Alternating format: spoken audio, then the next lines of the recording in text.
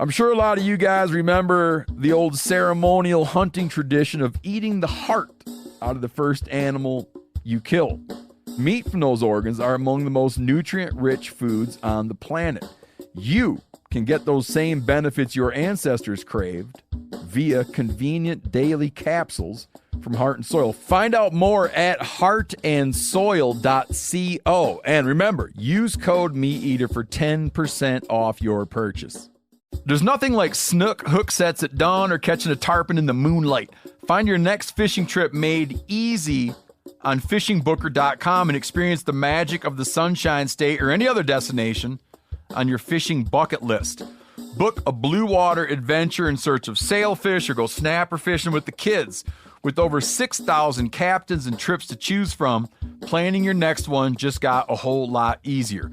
Download the Fishing Booker app on the Google Play or App Store or visit them online at fishingbooker.com to book your trip today.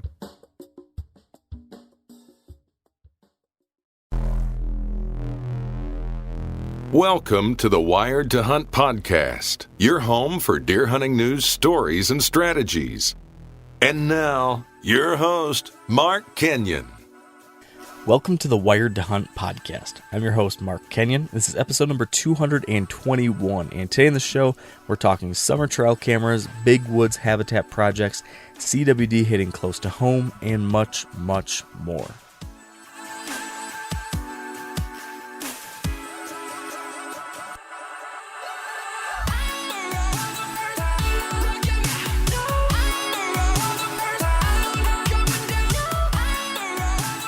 All right, welcome to the Wired to Hunt podcast brought to you by Onyx. And today it's just me and Dan. And I think for this one, we just need to have a good old sitter on the campfire BS session. Since when this podcast will be actually going out into the world, that's going to be 4th of July week. So hopefully a lot of us will be on vacation. I actually will sort of be on vacation. So it makes sense that we just need to kick back and have a good time. Don't you think, Dan? I agree, man. We need to just let it all hang out on this episode. That sounds like exactly what everyone's hoping for. We haven't done just like a you and me BS in a while though, so there's a good amount of stuff to catch up on. I thought. Right.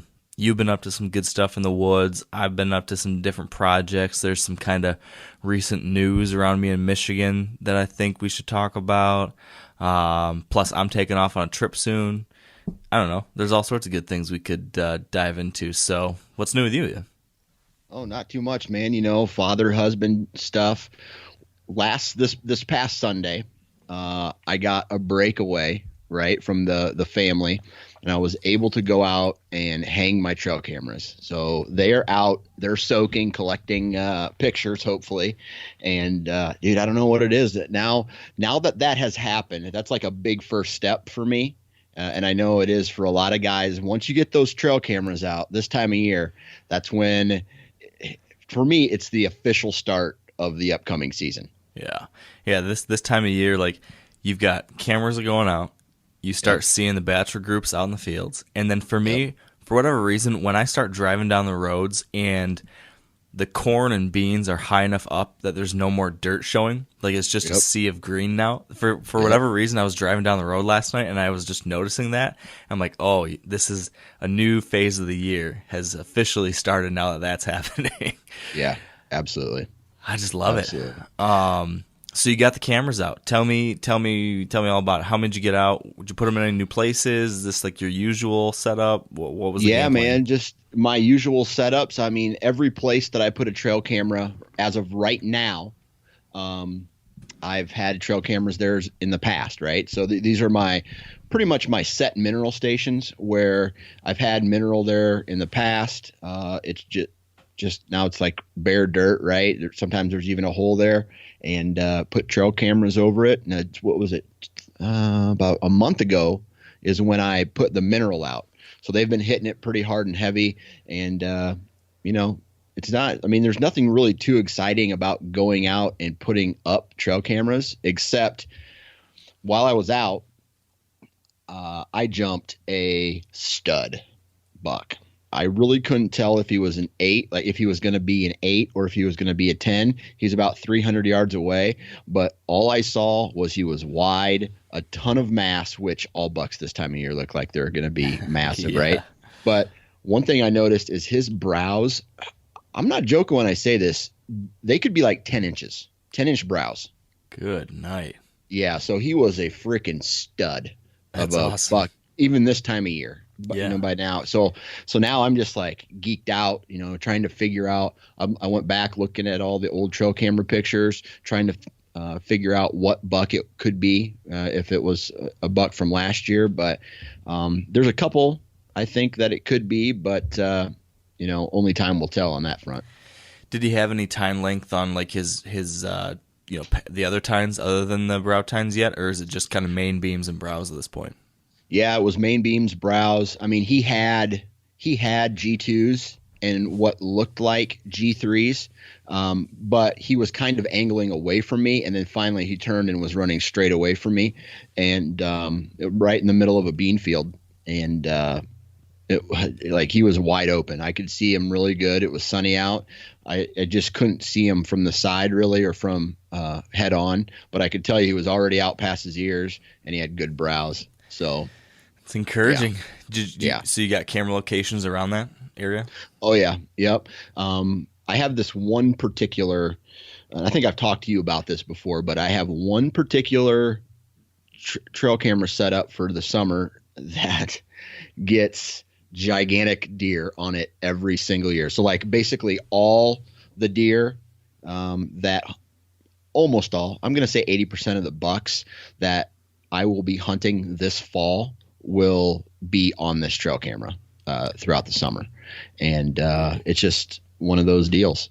Why do you think that is? Like, what is it about that location? Because I've had a couple spots like that too, where you could have 2 trail cameras in the summer, and they might be just 100 yards apart, and one of them is just money and gets all the bucks, and one of them could be just a no man's land. What's this? I'm curious what this spot is like. And then I'll describe my best summer camera location, and I kind of wonder if there's any similarities. Right. So this is in the middle of a field, dude. It's on a terrace, to be honest with you, and it is. But from the road, for people that aren't like in kind of hilly farmland, can you explain what you mean by like this terrace thing in a field? Yeah, so farmers will terrace their fields. It's basically a natural retaining wall to keep to reduce the slope of the land. So there's not so much water erosion when it rains. It kind of slows everything down, maybe even at times kind of just drifts up a little bit, but then it has a steep back wall on it that they plant in grass. So there's no erosion there. Hopefully that was a okay description, but that makes sense. But yeah, so it's on this terrace with a little strip of grass on either side of it, and I'm on the high end of it, and I'm telling you right now, man, it's crazy because where the road goes, right, the terrace is below the road, so the deer can hang out there, right? First off, it's in corn right now, so there's no, you can't see anything from the road anyway. Second, if it was in beans or whatever, it would all be below the road. So you can't see the deer even if they were there. So these deer feel really safe in this area, I have a feeling, because there's cover, there is food, and there's water all in this one little area. Now, when I say cover, I mean the corn and some taller grass mixed in with some really short, scrubby trees, nothing that you could ever put a tree stand in. But I mean, this is where they hang out. And a lot of the pictures are nocturnal. So they're coming from someplace else to hit this camera. Throughout the summer, there's probably going to be a couple daylight pictures, but it's a spot that I found on accident. Oh, by the way, same field where I found all my sheds in this year. Yeah. It's that field. So yeah, man, it's overlooked. I think a lot of people would overlook areas like this. I'm not saying hunters in my area, but other hunters. This time of year, deer don't need to sit in the timber and wait because they got tons of cover everywhere else in the egg world anyway. So this is your main big farm, right? Mm-hmm. So when you get pictures of deer at this spot, how far away could you potentially see these same bucks on different spots of this farm? Like I'm wondering, like, okay, Yeah. I imagine they disperse. So in November, do you ever get pictures of these same bucks, on the totally opposite side, 3/4 of a mile away or something like that? Yeah, man. So in the peak of the rut, when the trail cameras are showing the most activity is when I will get a buck, these bucks cruising from one end of the farm to the other. And there is a little bit of a natural flow with the terrain, from one side of the farm to the other.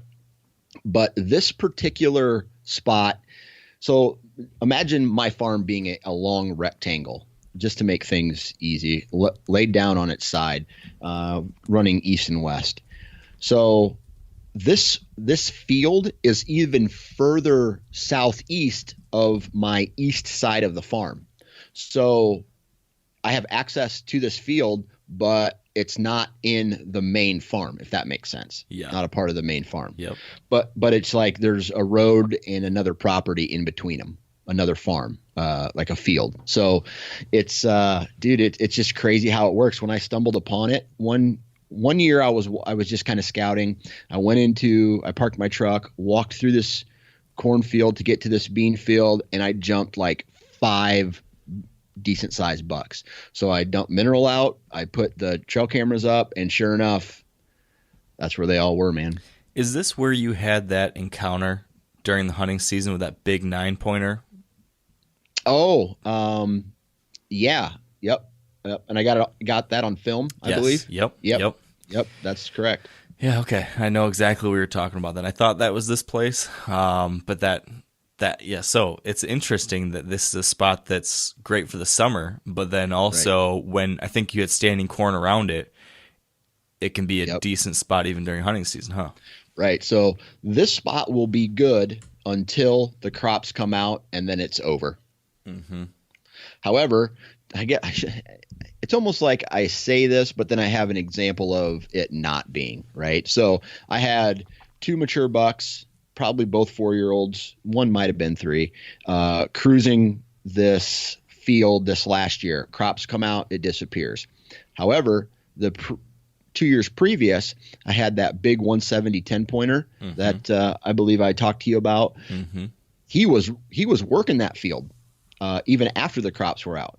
So I guess it just depends on where the does are at. Yeah, that makes sense. So how many cameras total do you have out there now?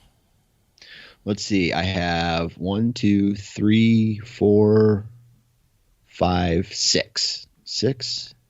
Yep, 6 out right now. And how many acres is that you're covering? Let's see. We're looking at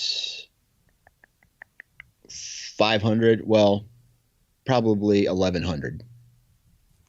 Do you ever run more, or is this usually like? The reason I ask is I'm curious. Like, have you found is this your usual number, and do you usually end up capturing like summer pictures of all the main bucks that you'll see, or? Yeah.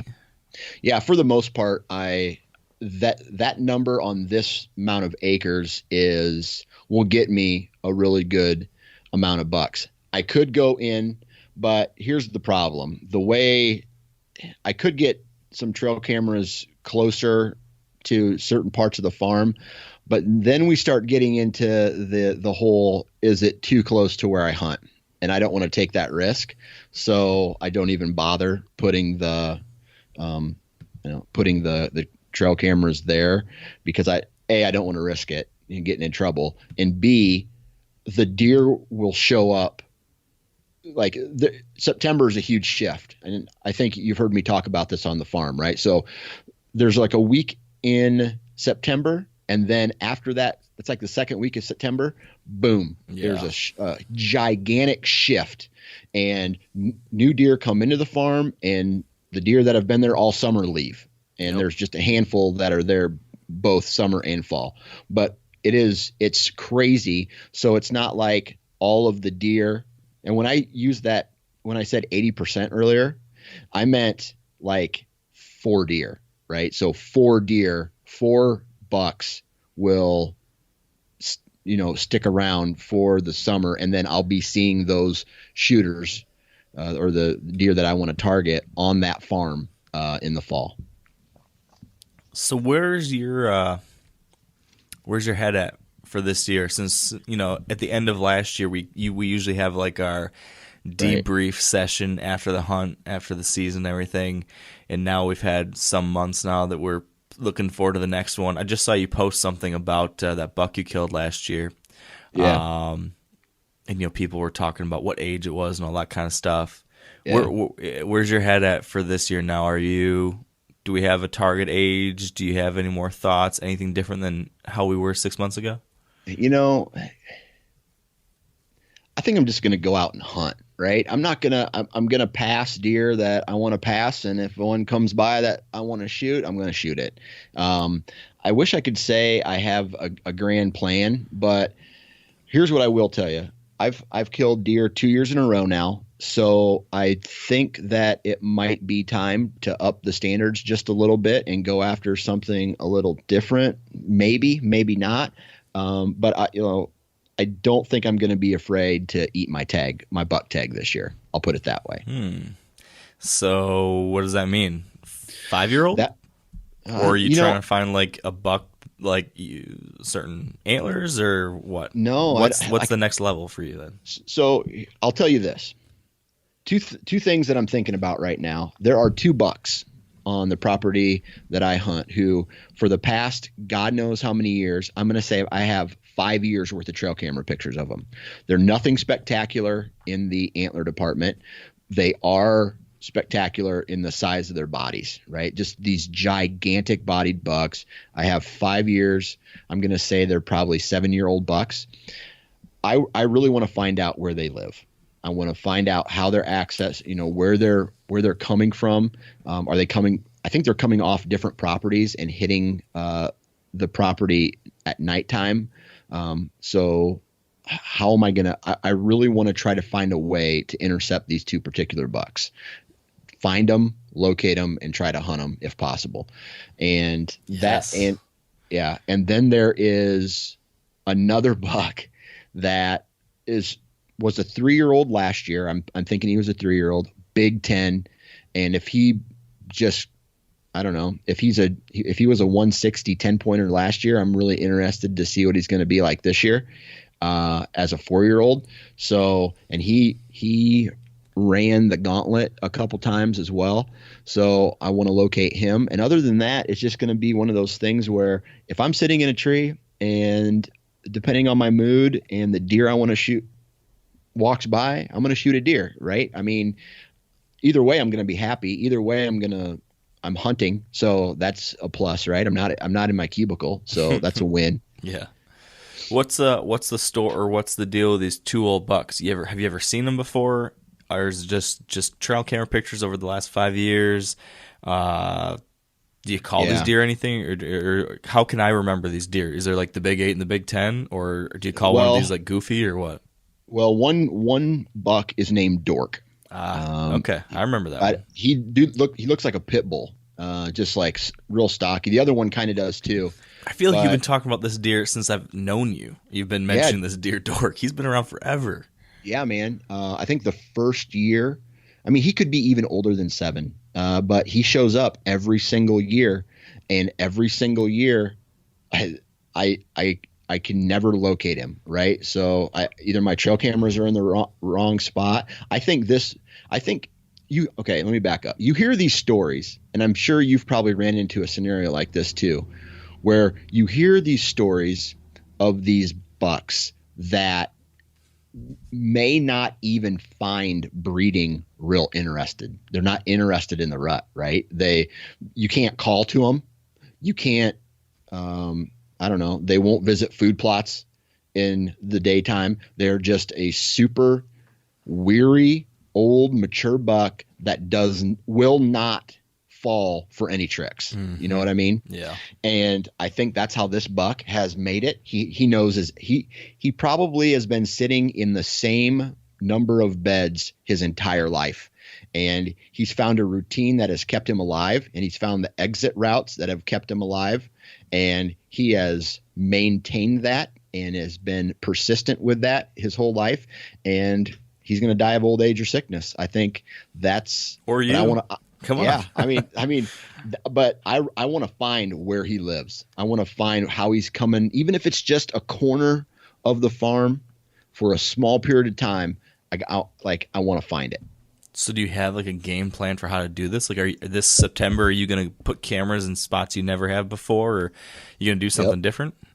Yep, that's the goal, man. I'm going to put a couple pictures in, or a couple cameras in some wacky places that have some minimal deer sign. I mean, unless you're finding where these deer bed, it could be on another farm where he's leaving most of his sign, then it's kind of a crapshoot, and trail cameras will help me with that.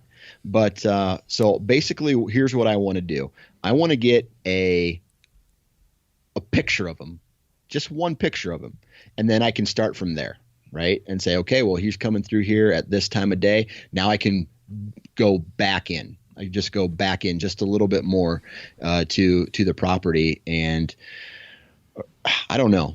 I mean, and the other thing is, this buck could be right under my nose and just has never been caught on other trail cameras, right? Just taking a little bit different of a path every day. Have you ever got him hardhorn, or is it always just summer? Yeah, I've gotten him hardhorn. He came through a pinch point about 2 years ago, nocturnal, of course. And then the other buck that kind of fits the same description came through on a trail leading to like the CRP field 2 years ago. And then other than that, man, it's just kind of random occurrences. Nothing like, and it's all been early October, but nocturnal. Gotcha. So these deer could shift and go someplace else, but crop rotation, I think, is going to have a lot to play with this. Like, these deer show up more on this particular crop rotation. So it's a corn year? Yeah. Well, I don't want to say it's a corn year or bean year. It's just how there's corn and beans all over the farms that I hunt. It's just the rotation that it's in this year seems to have more deer on my property. Gotcha. So something to do with where the certain corn is to bedding areas or whatever it might be, some relationship between the habitat and the food this way. Right. Interesting. The other thing I'm really interested in this year is that, do you remember 2 years ago when they cut the farm for timber? Yeah, I do. Is that getting thick? Dude, it is gross thick. Like, it is what whitetail hunters, bow hunters want to set up downwind of. I'm telling you right now, it's just beautiful. That's awesome. Mega bedding area, huh? Just thick, and there's trails like burrowed through it. And oh man, like last year when my arrow hit the branch on that big 8-pointer. Like four 3-year-olds came out that night. No, the night before, and then the night that I ricocheted the arrow on that buck, that was the next night. He came from the same place, so it's a doe bedding area. Just set up downwind of it and wait. Sounds money. Yeah, man, I'm excited. What about you, man? I've been talking too much. Well, I don't know. I mean, I've been doing some work here on the southern Michigan property, and then spent a weekend up on the northern Michigan property. So doing work there. The Ohio thing, as you know, that's gone. So now I'm trying to figure out property this year too. Which one did you lose? The one that I killed my buck off last year. Oh, did you really? Yeah. That's a bummer.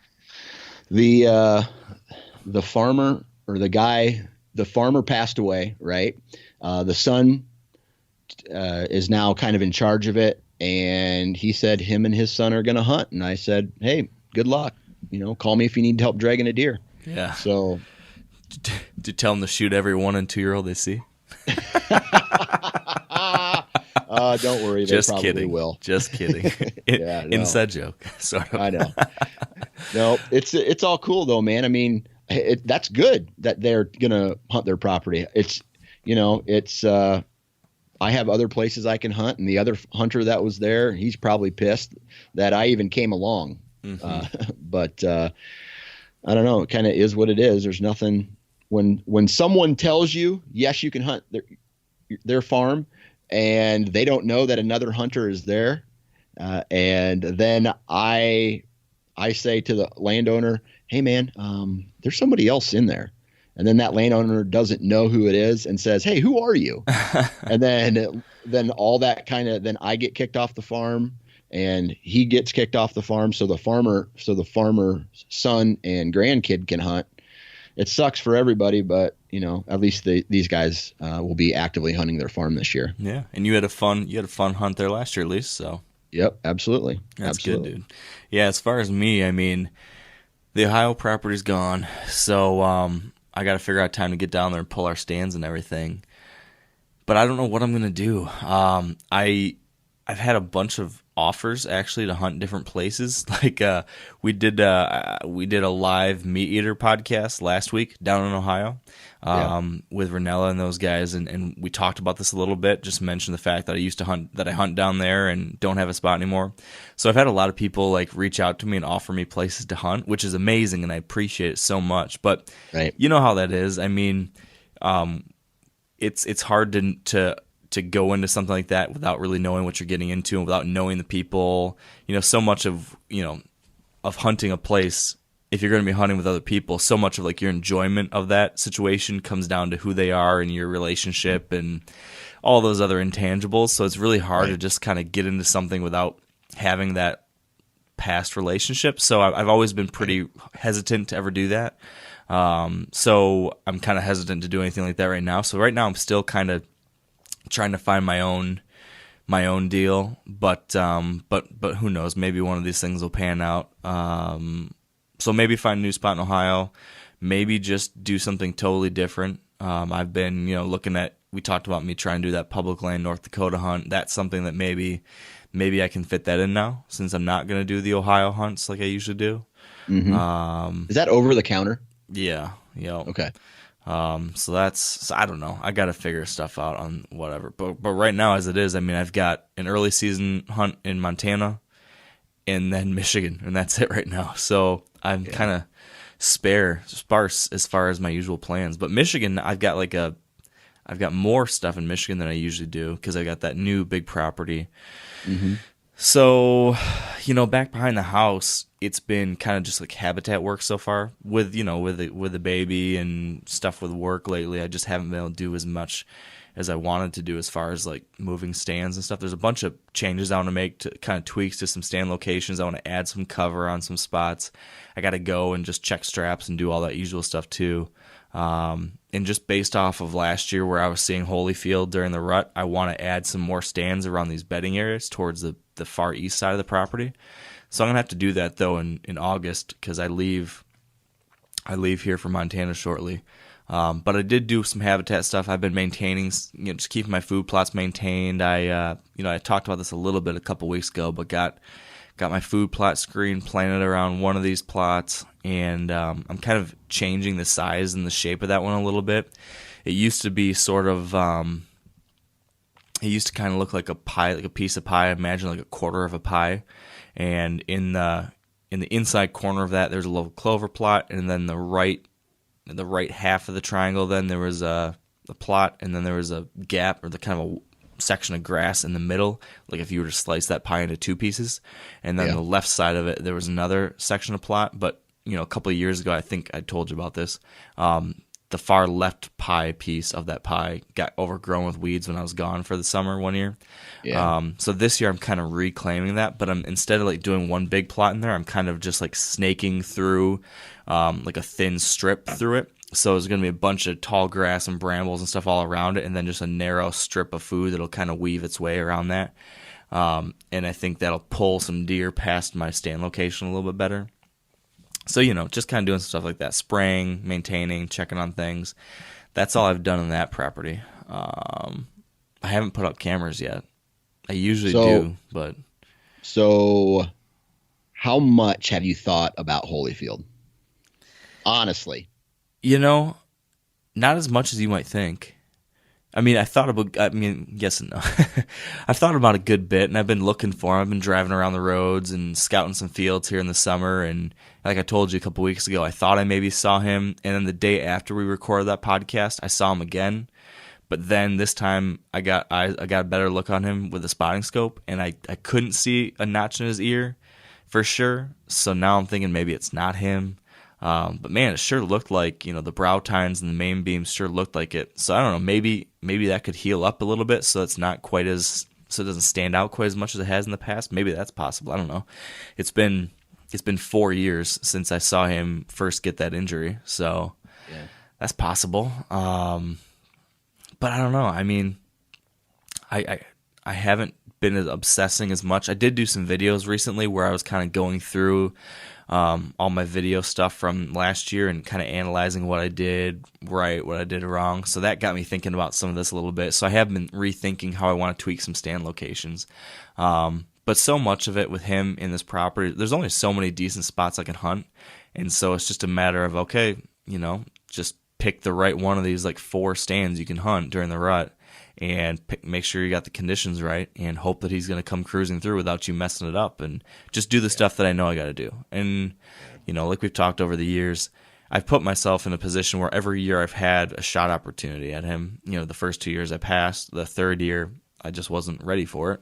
So it's not necessarily a matter of me doing something dramatically different. I think it's just a matter of me doing what I know I need to do and executing on that plan the right way. Don't take any shortcuts, don't get lazy. And if I do that, I think I'll have a shot or two. If he's still in the air, I'll have an opportunity. Just a matter of if I can, take advantage of it. So yeah, that's the Holyfield deal. But, that survivor buck, he's hopefully back, and I think will be a really cool deer this year. He'd be a 4-year-old. And then that mega giant that I saw at the end of last year a couple times, if he hangs out on this property, that would be cool to see, because I haven't seen a Michigan buck like that before. Right. So that's all exciting for this little spot here. And then, question about your northern Michigan spot. Yeah. Okay, so you got a picture of this drop tine buck there, right? So you've done some habitat work there. It looks like it's paid off as far as bringing the some deer back into the area. Has that habitat work, you think, directly impacted the age class of deer that's visiting that farm? So I definitely think it's directly impacted stuff.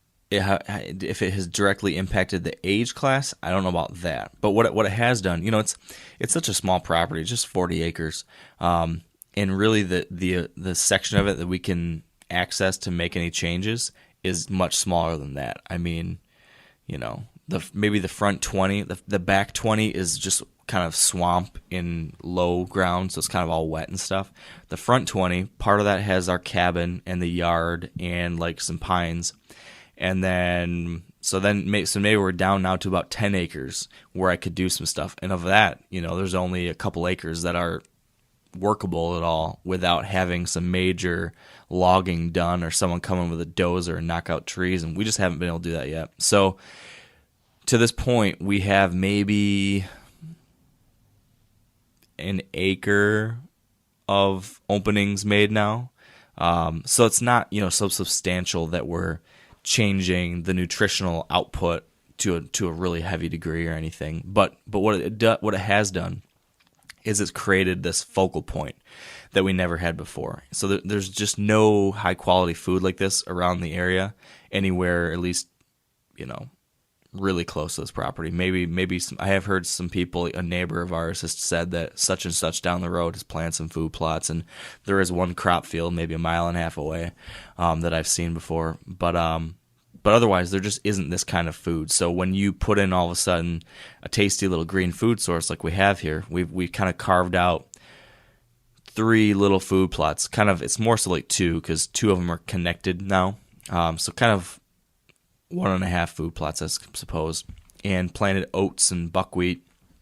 And so it's just kind of like this little ice cream section now that just there's nothing like it. So we've got all of a sudden a couple doe family groups that are hanging out here consistently and consistently visiting this area that we never had before. You know, I've told the story in the past that we hardly ever saw deer at all. I mean, we would hunt and maybe one person would see a deer or two for the whole, you know, we usually go up there opening weekend plus a handful of days. So maybe we'll say 4 to 5 day period that there's a group of guys up there, maybe 4 to 5 guys, and we might just see a couple deer over the whole group. And this is hunting our property, plus there's a bunch of public land all around it that we hunt too.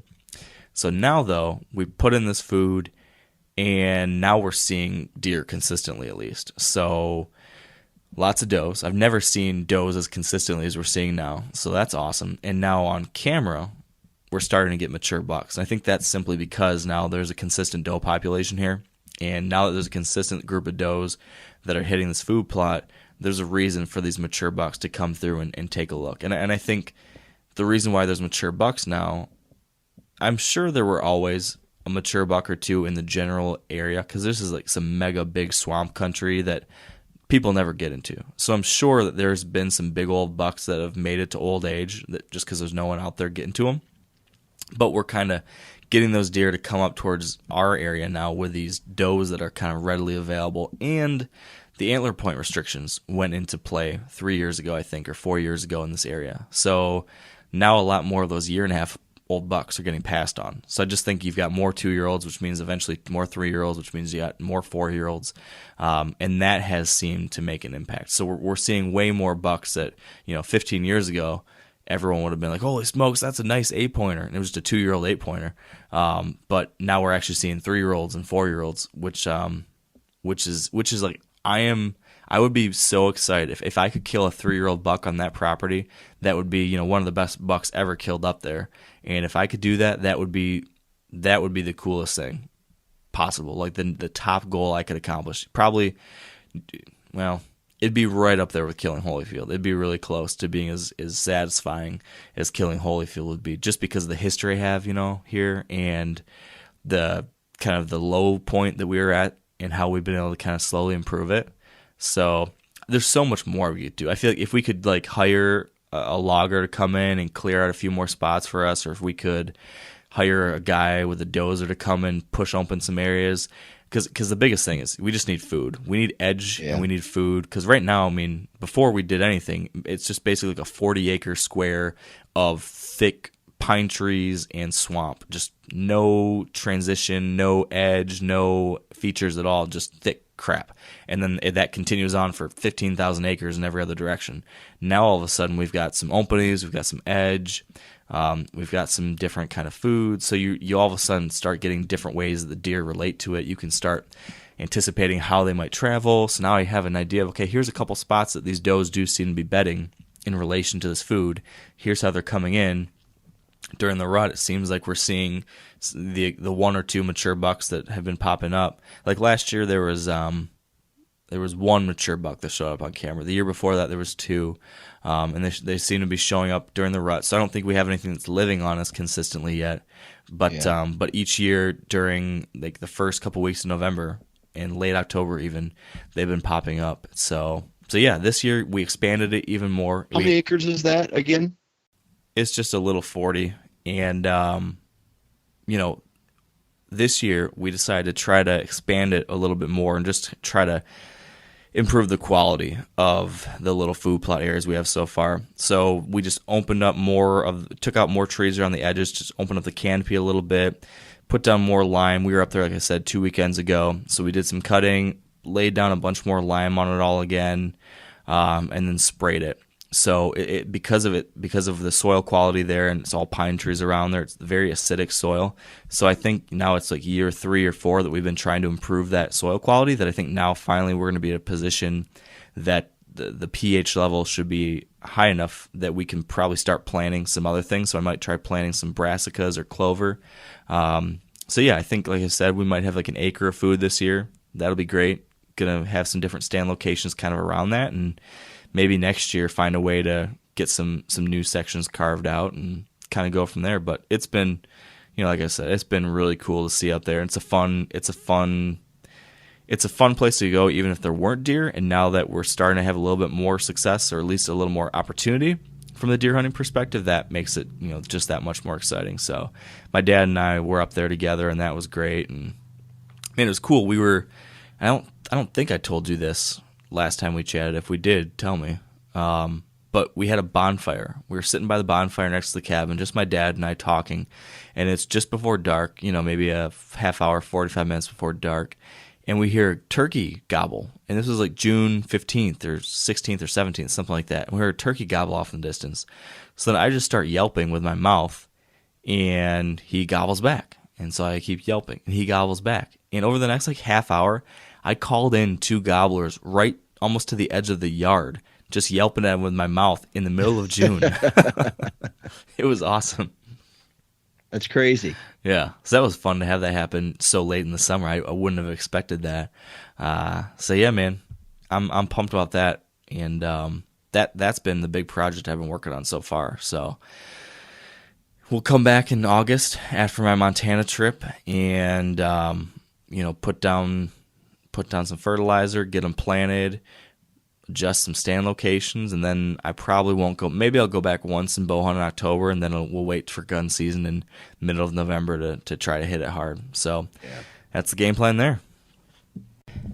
All right, let's take a quick break now to thank our partners at Whitetail Properties. And as we've been doing every couple weeks here on the podcast, I want to point out a helpful resource that Whitetail Properties has put together, which is their new video in this Land Beat YouTube series they've been putting out, which features my buddy Ben Harshine, who's a Whitetail Properties land specialist. And in this video, he shares some great advice about using maps to identify habitat and terrain funnels that will serve as this kind of ideal rut hunting setup. And what I really like about this video is that it actually features an example in which Ben shows us what the funnel looks like on a map and what it looks like in person from the ground, and then finally what it looks like from an aerial drone perspective too. So if you're still trying to wrap your head around what we mean when we talk about funnels and pinch points, this video will be a huge help. So if you're interested in checking it out, you can head over to the Whitetail Properties YouTube channel and look for the video titled Locating and Hunting Funnels.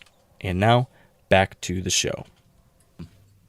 I'm jacked, dude. I feel really like, I don't know, just energetic. Not necessarily thinking I'm going to kill anything, but just like really excited to get back in the stand or hunt period this year. Man, I 100% agree with you.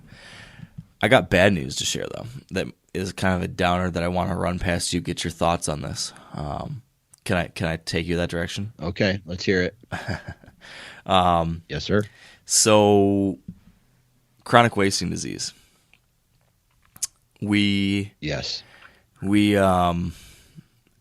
got word. Well, 2 things have happened. Number one, a few weeks ago, the DNR came out with a new set of proposed recommendations for managing CWD in Michigan now, that they are proposing to our Natural Resources Council, and their proposals were pretty controversial within the state of Michigan. I want to get your thoughts on those. But then, with all that happening, most of where the CWD has been located to this point has been north and northwest of where I hunt, a handful of counties away, so nothing too close to home. But just last week, we got an email saying that a CWD positive deer was found right here by us in the county just north of me. And it's a county where I do hunt as well. So there is now CWD in one of these counties that I do hunt in, and that, my buddies like Corey and Dustin and those guys right there, right by them.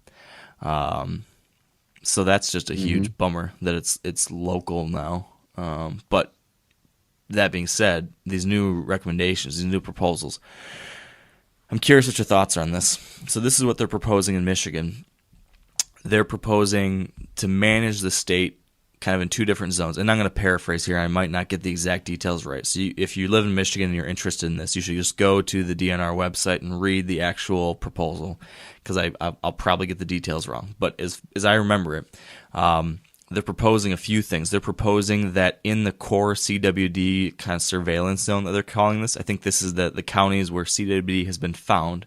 I think that's 5 or 6 counties now. And it might also then include the counties that touch those. In that zone, they're proposing that baiting be banned right now, immediately.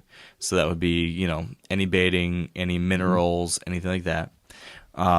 They're proposing that they will ban all deer urine-based lures and scents that are like natural, real deer urine, unless they are certified by the ATA. The ATA has got like a new certification program that's trying to certify CWD-free deer farms and stuff.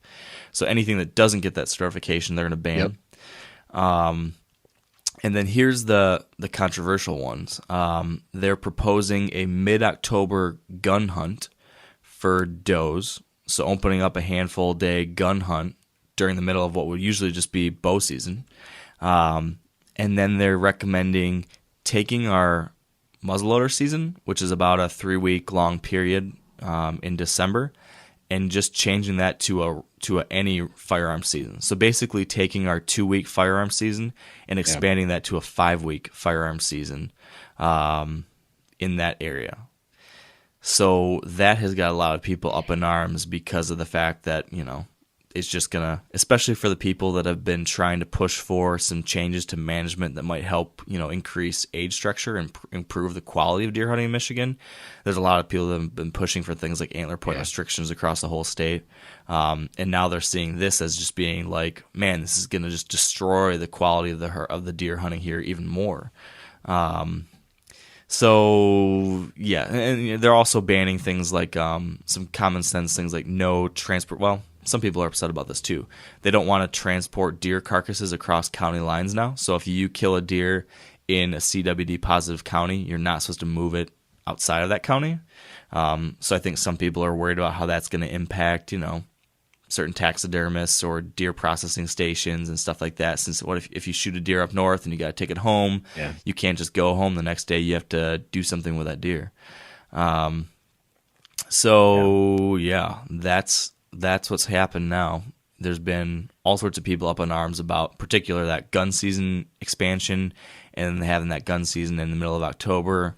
Now, the Quality Deer Management Association, at least the local branches and stuff here, have been proposing kind of an alternative, which has been, hey, let's find ways to, definitely they support everything from stopping the transfer of carcasses to the baiting issues and things like that. But rather than the increased gun seasons, they're saying, hey, give us a bone, like throw us a bone, throw us some kind of incentive to help keep hunters excited and engaged in this area, and we will kill more does. Like because a lot of these regulation changes, like the increased firearm opportunities, basically, it seems to be that they're trying to get more does killed to reduce deer density in these areas to hopefully slow down the spread. At a high level, I think that's what they're trying to achieve with these proposals. So the alternative idea is, hey, let's reduce the kill of yearling bucks by introducing an antler point restriction here in these areas. So we will kill fewer bucks because we're going to be passing on those year-and-a-half-old bucks because of the APRs, but that will hopefully lead to an older or a more balanced age structure. So that's like a carrot. That's an incentive for a lot of deer hunters that want to see better deer hunting opportunities in the state. But that will lead to increased doe harvest because now we'll take more doe tags, additional maybe archery doe seasons, or simply because of the fact that now we're not going to be targeting quite as many bucks. The difference will be met by targeting more does. So that's this kind of alternative idea that's been put out there, and that might be a way to keep hunter morale high. The point being that if you go in here and increase these gun seasons, you're just going to get people disheartened about how deer hunting is shifting in this way, and you're not going to get the hunter engagement. And if you don't have the hunter high morale and hunter engagement, you're not going to get the action that you want anyways, because if people are upset about the situation, they're not going to go kill these does the way you want them to, and you're not going to get that outcome. So those are the two different kind of proposals that have been thrown around here in the state. I don't know what's going to happen because CWD just keeps on popping up. So obviously, in my opinion, and in the opinion of the scientific community, the management community, people have done the research. Like CWD is something we have to take seriously. It's not a government conspiracy. It's not something that the insurance companies are trying to shove down our throat. Despite what some people are saying that aren't actually involved in this stuff. So I think we need to take it seriously. So you're telling me that when a hunting celebrity comes on social media and says a rant about how CWD is a hoax, we shouldn't believe them? Yeah, that's what I'm saying, Dan.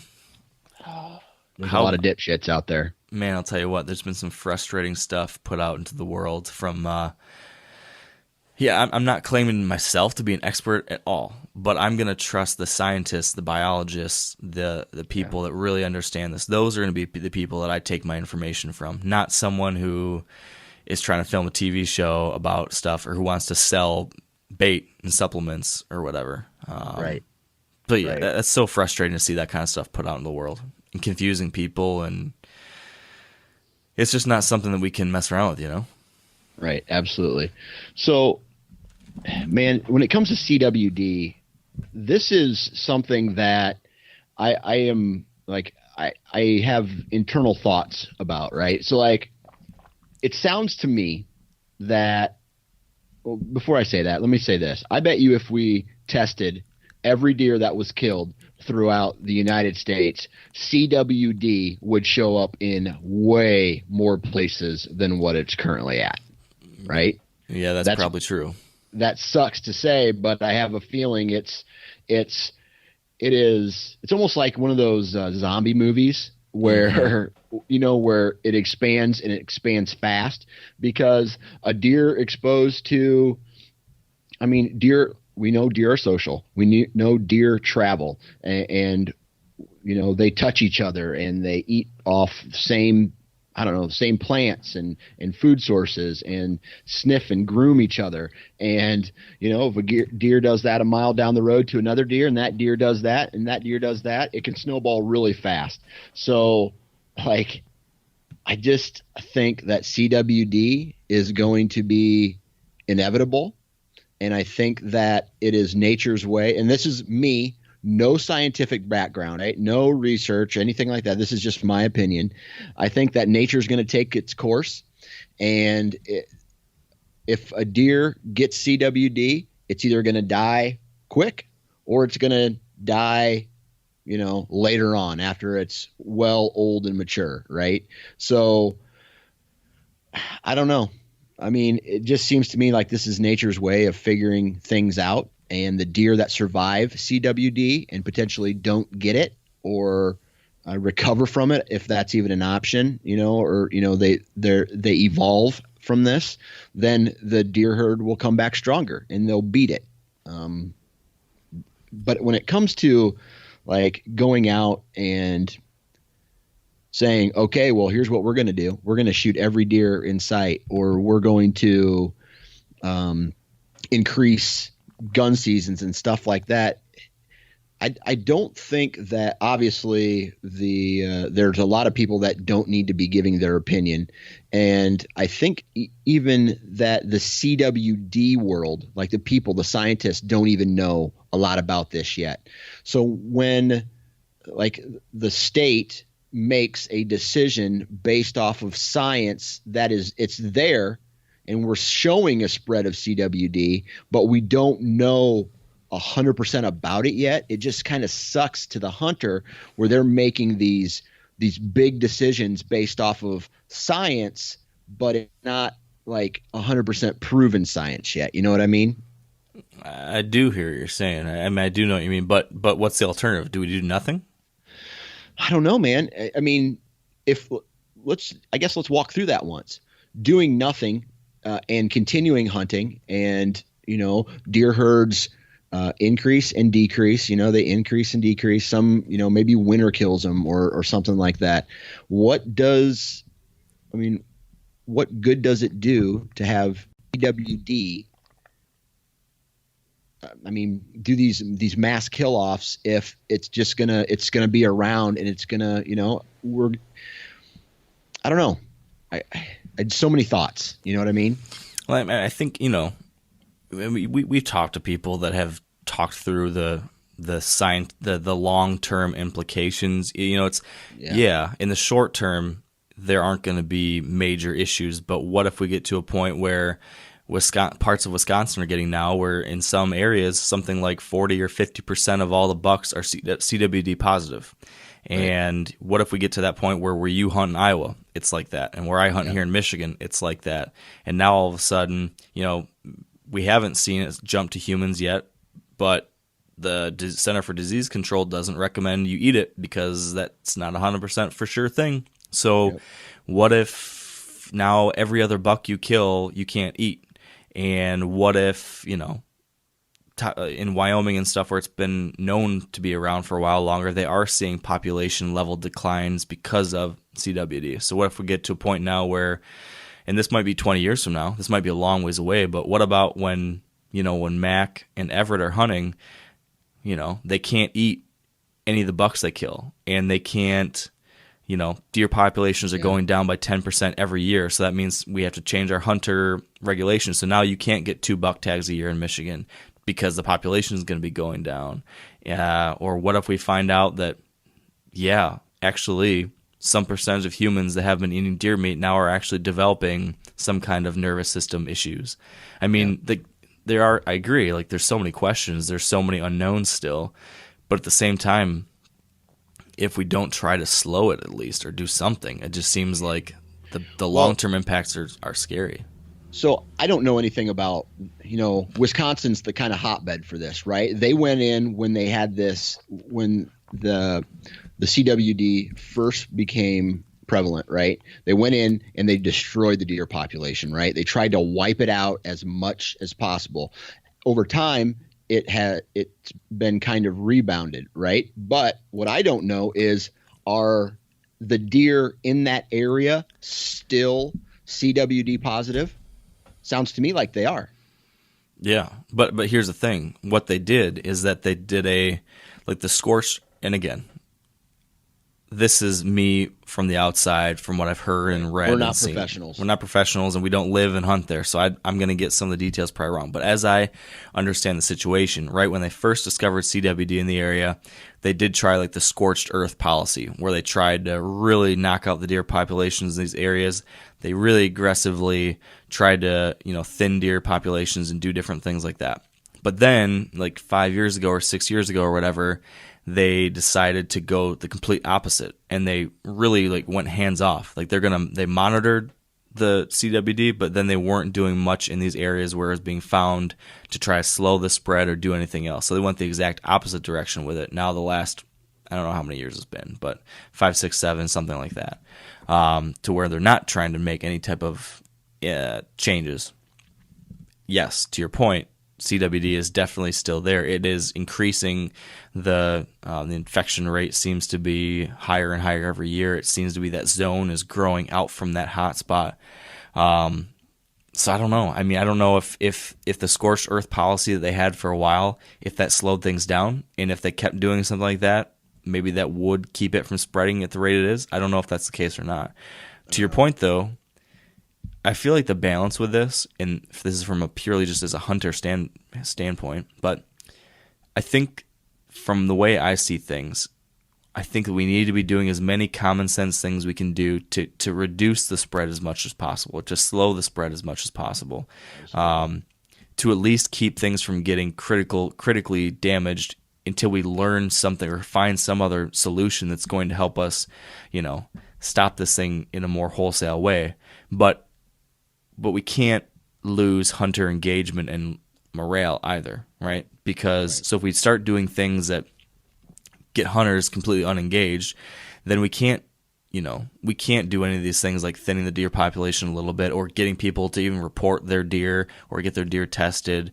Like if people are so frustrated, or if people's deer hunting situations in their area are so destroyed that they're not even going to be part of it anymore, then you're not achieving anything else either. So there's got to be some kind of middle ground. I don't know where that is.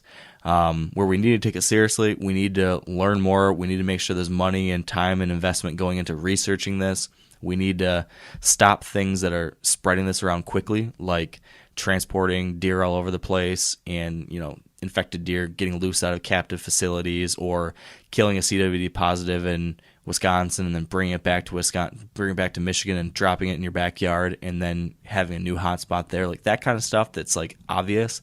I feel like it makes a whole lot of sense to knock that out. The other stuff, I mean, I read an article a couple days ago last week about came out of the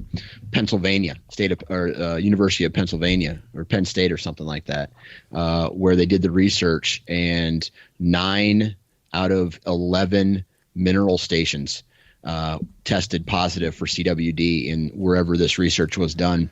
So I think that this year is going to be my last year using mineral. Man, I literally was going to ask you, are we at a point now where those types of studies are showing that these mineral stations or bait stations are disproportionately high areas of concentration for this kind of thing? Yeah, absolutely. So do we have a moral or habit or even like a management obligation as hunters to say, you know what? Yeah, these deer can get it in a lot of other ways too, but this is one way that I can reduce the chances or slow it in some way. So even if it's not banned in my state, should we stop doing it? So You're saying you would? Right. Yeah, I mean, which is crazy, right? I feel it's my part. I feel it's my responsibility because I am offering deer a concentrated place to meet, right? Which really sucks because 100 yards from where my mineral stations are salt blocks for the cattle that the deer visit, right? So if I'm not putting out mineral, the deer are going to be going and getting that mineral from the salt blocks and the mineral blocks that are being put out on the farms that I hunt. There's deer tracks all over them along with the cattle. So you're going to tell the farmer they shouldn't do it too? They're going to tell you you're crazy. They don't care. But I feel it's my responsibility, even if it's just a half of a percent. It helps. I think it's just my responsibility to do that. Yeah, I think it's something that people got to start thinking long and hard about. It sucks, dude, because it's one of my favorite things to do. Oh, and I'll tell you what, it seriously impacts your ability to capture summer trail cameras pictures. Yeah. Yep. Because I can't bait or put mineral in Michigan anymore, and it's really tough to get the concentration of pictures like you can when you have that out there. I mean, it's dramatically different approach that I have to take now, trying to find, just setting up on a inside corner of a bean field and hoping that some deer are going to pass through there, or water source, or trail crossing or something like that. Yeah. It's nothing like having a trophy rock or whatever out there. Yeah. But to your point, I think it's something we gotta think about because, right. Yeah, I mean, we got Illinois, right? So now we got Illinois. Didn't they ban mineral stations or a while ago, right? So yeah, it's been banned for a while, but now people are trying to get it reversed. Yeah, the people who are trying to reverse it are the people who own, I want to say Biologic, right? I haven't heard about that because that's Mossy Oak. Right. Not Mossy Oak. But someone who's got supplements. A company that has supplements and stuff. Yeah, a company that has supplements is trying to reintroduce it, and their whole push is the deer need our supplements because they're unhealthy. So the more healthy that they are, they may be able to fight this, which is an okay reason, right? If you think that your mineral provides nutrition to deer, then that would be good to help them fight disease. But this disease attacks strong, healthy animals. Right. Yeah, it can get any of them. Yeah. Yeah, I don't know, man. If they can show me the science that says that no way are bait sites and these types of deals impacting the spread of the disease, but I haven't seen anything like that yet. All the research, all the biologists, the experts on this that don't work for deer hunting community, but the people that work for the USGS and stuff like that, like the ones that don't have some kind of weird incentive pushing them one way or another, they're the ones pointing to the fact that, yeah, this stuff is an issue. So I'm gonna put my faith in that. Yep. And, on a positive note, I do have faith that science and the hunting community will work together to help either like reduce this or solve this problem. I just have a feeling that there's going to be a breakthrough because of how much deer means to people. Yeah. I think there's going to be something positive come out of all this. And in the long run, we may suffer short term, but at the end of the day, I think years down the road, there's going to be, I don't know if it's going to be a cure, but a solution. Yeah. Yeah. I hope you're right. I think, I like your optimistic view on it too. And probably, so if that's the case, if we're really hoping that something like that can be the case, it seems like probably the weak link right now is research, because the charts I've seen recently have shown the funding that has been devoted to researching CWD has just gone down the tubes as of a few years ago. Because there was a bunch of grants that were given back when it was first shown, when it first popped up in the early 2000s, and that money ran out. And so recently I think there's not been very much funding. So I think we as a hunting community need to get behind different proposals to start getting some dollars put towards more research to try to find those kinds of solutions. And I know that there was something proposed earlier this year, a bill proposing some kind of serious funding being granted to that kind of thing. So I think when specific legislation is put out there that we hear about, we definitely need to push that, talk about it, get people on board, get our representatives behind it. Absolutely. That's always a rant kind of topic, though. I know it sucks. Let's end this positive. Let's end on a positive note. I'm leaving for Montana. I know. I'm jacked for you because again, I'll be living through your Instagram pictures and the pictures that you send me to be basically you're being a dick to me. You send me those pictures like, hey, look where I'm at, and you're not. Have you taken your kids camping? Do you have any advice for me? Because he's 5 months old. We're taking off for 5 weeks. Right. Now, I've never taken my kid camping, right? But here's what I will tell you on trips like that. You have either got to get them asleep or you have to keep them occupied. I don't care how old they are, right? So he's 5 months old. So what are his favorite things right now? Boobs and probably a mirror. So if you can, so he'll look at it, or a pacifier or something. You know what I mean? Just like, So get him, maybe keep him up a little bit, make your night suck a little bit, and then put him in the car seat. So when you take off, he sleeps. Or drive, when you're driving out there, that's going to be the suckiest part of it all. Yeah, that's what I'm worried about. Right. So maybe you or your wife sleep during the day, try to alter, go to bed early or go to bed late, however you want to do it, and then drive through the night. So he sleeps on a regular routine and he's not, during the day, he's not crying and have to stop and then feed him and then stop and change diapers and all that stuff. You can, and then there's Benadryl. I mean, that's always an option as well. Do they have baby Benadryl? Oh yeah. You can give a baby Benadryl just a little bit, but you don't want to overdo it. Yeah. I'm probably not going to do that, but I was just going to say, don't do that. Don't take advice. Don't take that advice. Your advice about driving through the night, that is a good idea. And it's something we were thinking about. We're talking about maybe just leaving at 2 a.m. or something, just super early, so that to your point, he'll sleep for 7 hours or something before he gets up. Because I was worried, man, every couple hours he wants to eat, and every few hours he has to get his diaper changed. And so every time we have to do that, that means we have to stop, pull off, take him out of his car seat, do that whole deal. I mean, that can really slow things down. The other thing you might want to be worried about, and this isn't to go back to Debbie Downer road again, is elevation, right? You're going to be at a higher elevation and it could play havoc on his ears.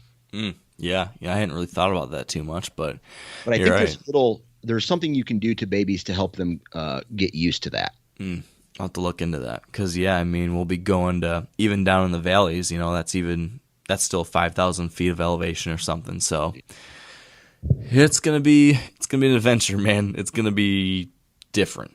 I don't know what we're gonna be able to do I don't know how, one of the big issues, we went camping this past weekend with him just to kind of test the waters here locally. Yep. And what we didn't even think about was just, trying to keep him asleep, when he goes down for naps, or usually we put him down to bed before we go to bed.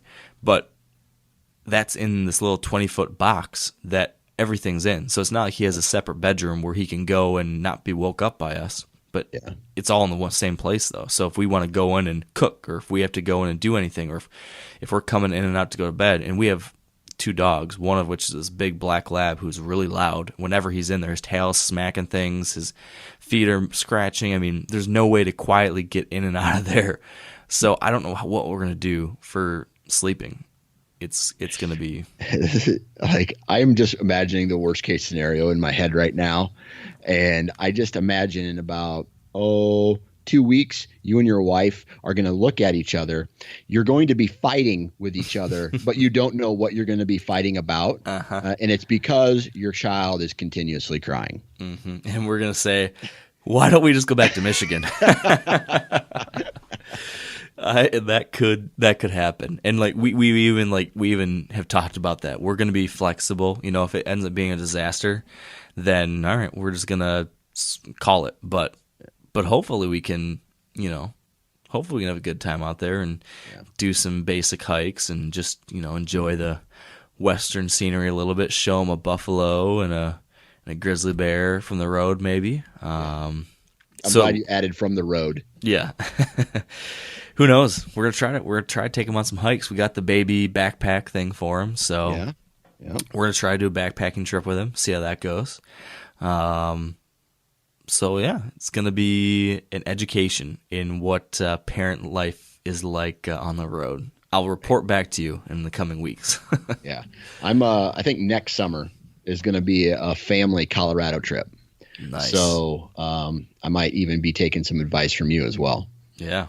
Man, I think it's just going to be so cool. I can't wait till he's as old as Ava or Mac. When I'm, at that age, they're going to really, get excited about stuff and see, an elk or the mountains and, flip out. Yeah. Like that. That just seems so exciting. Yeah. So, buddy. Whole new world, man. Hey, whole new Mac world. Mac is potty trained. That's exciting. That's huge. So you're down to just one in diapers. Well, he still wears a pull up to bed, right? Okay. At night. Yeah. Well, he can't really wipe his butt that good yet, but when he's awake throughout the day, no problems. That's gotta be a great relief. One less diaper, dude. It's a big thing. It's like, I almost feel like I should celebrate with my wife. Congratulations. Kids, man, it's been awesome so far. Yeah. The first 5 months, we've talked about a few times before, but it's just been amazing. He's been easier to handle than I expected. Like, he's just been a happy baby, a great sleeper. All those things have been great. You got lucky. I got lucky. But the big test is still to come. Right. This trip and then hunting season. So, yeah. What are you gonna carry him around for, like a 4-week hunt? You gonna take him in the tree stand with you, like that kind of test? Yeah, man. I'm gonna try the new saddle hunting thing, and he's gonna be in the front pack, and that'll make for some good videos, right? Oh boy. Yeah, man. Well, I'm glad we got some time just to catch up. It's increasingly harder to do with kids and work, and so thanks for making the BS session here, buddy. Hey, man. Anytime. Any final things we got to cover before we shut this one down? Not really, man. The other day I was going out and checking the mail, and I had this thought pop in my head, like, man, I haven't had SpaghettiOs in a long time, and I just really wanted SpaghettiOs. I haven't had them yet, but in the next couple of days, my goal is to go to the store, get a can of SpaghettiOs. Man, that's riveting stuff. And you asked, man. I did ask. Why? What made you think that when you were going out to get the mail? Like, what triggered SpaghettiOs while getting the mail? You know how I think, dude. Abstract random. Very abstract. Do you remember that one time that you went into your kitchen, you opened up a cabinet door, you grabbed a can of food out of it, you started eating it, and you later realized that was dog food? Yeah. Yeah, it was only one bite. You make it sound like I ate the whole container before I realized that it's only one bite. That, when anyone asks me, like, so what's this Dan Johnson guy like? I just tell them that story, and that's all that needs to be said. That dude ate dog food once. He ate dog food once, and then talked about it on a podcast. Right. He admitted to it. Yeah, he admits he's a dumbass. That's your most admirable characteristic right there, Dan. You just put it all out there. Thanks, man. I appreciate it. Someone's got to do it. That's true. All right, dude. Well, good chatting, and next time we talk, I will be able to tell you how Baby Adventure 1.0 has gone. And that's it for us today, folks. So thank you for tuning in. Happy 4th of July week. And until next time, stay wired to hunt.